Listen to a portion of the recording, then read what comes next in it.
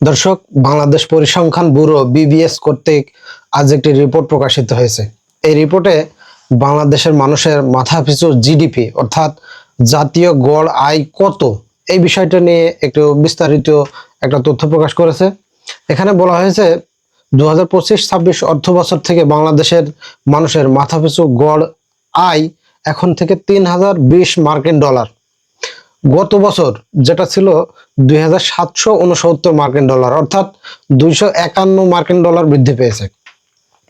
এখন আমরা এই যে বর্তমানে 3020 মার্কিন ডলার বাংলাদেশের মানুষের মাথাপিছু গড় আয়, এই টাকাটা যদি আমরা বাংলা টাকায় কনভার্ট করি তাহলে এই টাকাটা হবে মোট 3,68,893 টাকা, অর্থাৎ 3,68,893 টাকা বাংলাদেশের একজন মানুষ এটা এক বছর ইনকাম করে।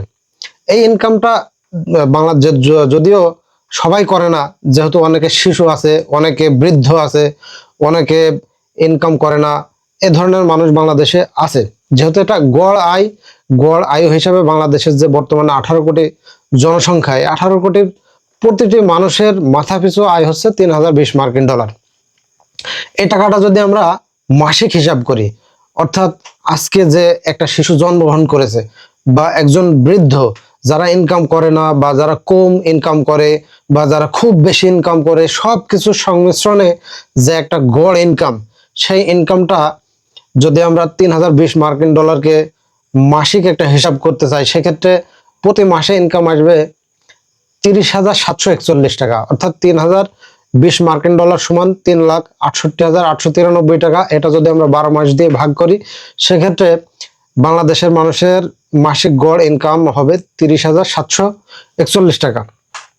দর্শক, অনেকে আছে এই টাকাটা, অনেকে এত পরিমাণ টাকা ইনকাম করতে পারে না। আপনারা বলতে পারেন যে এখন তো আমরা অনেকে আছে যারা দিনমজুর শ্রমিক, যারা খুবই ছোট অল্প ইনকামের ব্যবসা করে বা অল্প পুঁজির যে ছোটখাটো ব্যবসাগুলো, ফুটপাতের ব্যবসা, তারা তো এত টাকা 30,000 টাকা এক মাসে ইনকাম করতে পারে না। তো জাতীয় ইনকাম এত হলো কিভাবে? আবার অনেকে শিশু বৃদ্ধ আছে, এরা ইনকাম করে না, তাও বাংলাদেশের মাথাপিছু জাতীয় আয় 30,741 টাকা মাসিক, এটা কিভাবে হয়?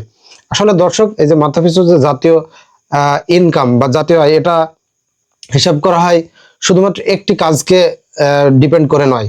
ধরুন একজন রিক্সা চালক, যে লোক রিক্সা চালায়, সে রিক্সা চালিয়ে হয়তো মাসে 20,000 টাকা, 18,000 টাকা এরকম ইনকাম করে। এই রিক্সা চালানোর পাশাপাশি সে কিন্তু আরো বিভিন্ন ধরনের কাজকাম করে, যেমন সে তার বাড়িতে বিভিন্ন ধরনের পশুপালন করতে পারে, গরু, ছাগল, হাঁস, মুরগি, এইগুলোর থেকেও তার যে ইনকাম হয়, সেই ইনকামটাও কিন্তু এর ভিতর অন্তর্ভুক্ত।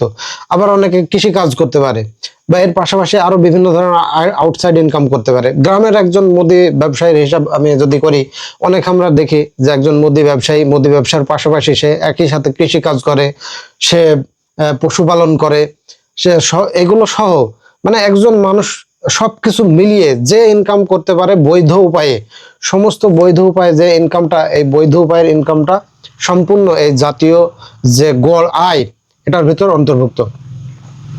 এখন দর্শক, আমি আপনাদেরকে আমাদের পার্শ্ববর্তী কয়েকটা দেশের ইনফরমেশন দিব যে আমাদের জাতীয় গড় আয় তো 3020 মার্কিন ডলার।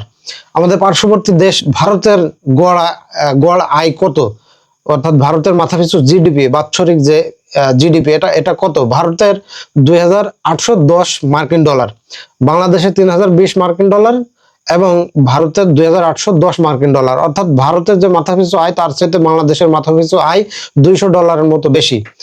আমাদের পার্শ্ববর্তী দেশ ভুটানের মাথাপিছু জাতীয় যে আয়, এটা হচ্ছে 4,867 ইউএস ডলার, যেটা বাংলাদেশের তুলনায় 1,800 ডলারের মতো বেশি, অর্থাৎ ভুটানের মাথাপিছু আয় বাংলাদেশের তুলনায় অনেক বেশি। শ্রীলঙ্কার মাথাপিছু জাতীয় আয় 4,516 মার্কিন ডলার, অর্থাৎ শ্রীলঙ্কার মাথাপিছু আয় বাংলাদেশের তুলনায় 1,500 ডলারের মতো বেশি। নেপাল, আমাদের পার্শ্ববর্তী দেশ, নেপালের মাথাপিছু আয় 1,450 মার্কিন ডলার, অর্থাৎ বাংলাদেশের প্রায় অর্ধেক, অর্থাৎ নেপালের ডাবল মাথাপিছু আয় বাংলাদেশের। আমাদের একসময় স্বজাতি বা স্বদেশীয় মানুষ আমরা ছিলাম পাকিস্তানের মাথাপিছু জাতীয় আয় বা জিডিপি হচ্ছে 1,380 মার্কিন ডলার, অর্থাৎ আমাদের প্রতিবেশী যে দেশগুলো আছে, দেশগুলো যে মাথাপিছু আয়, এটা যদি আমরা দেখি, আমরা আমাদের পার্শ্ববর্তী দেশগুলোর তুলনায় অনেকটাই একটা ভালো পজিশনে আছি। তো দর্শক, এটা তো আমাদের পার্শ্ববর্তী দেশগুলোর একটা ইনফরমেশন দিলাম। সর্বশেষ আমি আপনাদেরকে আরেকটা ইনফরমেশন দিব। এই মুহূর্তে অর্থাৎ 2026 সালের এখন জুন মাস চলছে, জুন মাসে মাথাপিছু আয়ের দিক থেকে শীর্ষে কোন দেশ আছে? মোনাকো বলে একটি দেশ আছে, এটি ইউরোপের একটি দেশ, জনসংখ্যা খুবই কম, মাত্র 40,000 জনসংখ্যা। তো এই দেশের মাথাপিছু জিডিপি $2.5 লাখ। অর্থাৎ মোনাকোর একজন সাধারণ বাসিন্দা প্রতি বছরে $2.5 লাখ তারা ইনকাম করে। এই $2.5 লাখ যদি বাংলা টাকায় আমরা কনভার্ট করি, সেটা হয় প্রায় 25 না, এই টাকাটা প্রায় 3 কোটি টাকার মতো। মাসিক হিসাব করলে এটা 25 লক্ষ টাকার উপরে, প্রায় 26 লক্ষ টাকার কাছাকাছি। তো দর্শক, এই যে বাংলাদেশ পরিসংখ্যান ব্যুরো যে রিপোর্টটি আজকে প্রকাশ করেছে, এই রিপোর্ট সম্পর্কে আপনি কি বলতে চান বা আপনার মতামত কি? আসলেই কি বাংলাদেশের মানুষের মাথাপিছু জাতীয় আয় এখন মাসিক 30,000 বা 31,000 টাকার মতো একজন মানুষকে ইনকাম করতে পারে? ধরুন একটা ফ্যামিলিতে 5 জন লোক আছে, ওই 5 জন লোকের ভেতর ইনকাম করে 1 থেকে 2 জন লোক। অনেকে গৃহিণী থাকে, ছোট ছোট বাচ্চা থাকে, বৃদ্ধা থাকে, এরা কিন্তু ইনকাম করে না। এই হিসাবে আপনারা আপনাদের মূল্যবান কমেন্ট করে জানাতে পারেন। তো দর্শক, সকলে ভালো থাকুন, দেখা হচ্ছে পরবর্তী কোনো ভিডিওতে।